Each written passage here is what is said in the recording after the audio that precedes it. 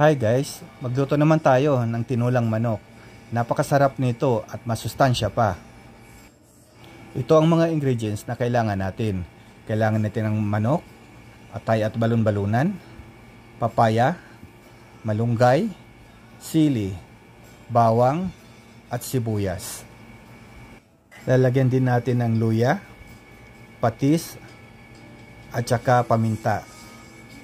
Maglagay din tayo ng tubig. Anong gagawin natin guys, magpainit muna tayo ng mantika at saka ilagay natin yung sibuyas, luya at saka bawang. Tuin lang natin to guys ng 15 to 20 seconds. Pag makita natin hiwa-hiwalay na yung sibuyas, pwede na natin ilagay ang ating manok. Pagkalagay ng manok guys, kailangan lang natin haluin para hindi masusunog yung nasa ilalim at maghalo yung mga ingredients.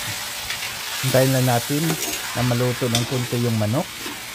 Tapos maya maya maglalagay na rin tayo ng patis at saka paminta.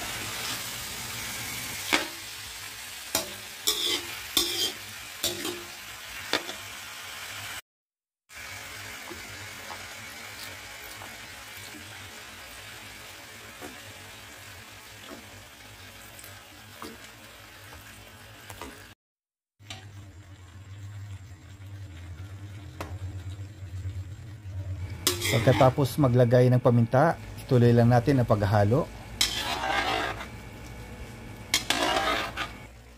Antayin lang natin maluto yung manok. Saka natin lalagyan ng tubig. Ayan guys, ang sarap ng amoy. Naaamoy ka na ang mga ingredients na pinaglalagay natin.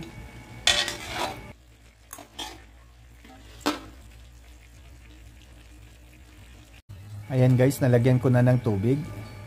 Hayaan muna natin kumulo ng kumulo para maluto ang manok bago natin ilagay yung gulay.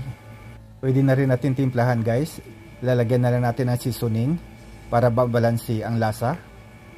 Pag okay na yung lasa guys, pwede na natin ilagay yung papaya natin. Hayaan muna natin guys maluto yung papaya bago natin ilagay yung malunggay. Kapag luto na ang ating papaya, pwede na natin ilagay yung malunggay. At haluin lang natin guys para maghalo lahat ng ingredients. Tapos pwede na nating tikman. Yan guys, luto na ang ating tinulang manok with papaya.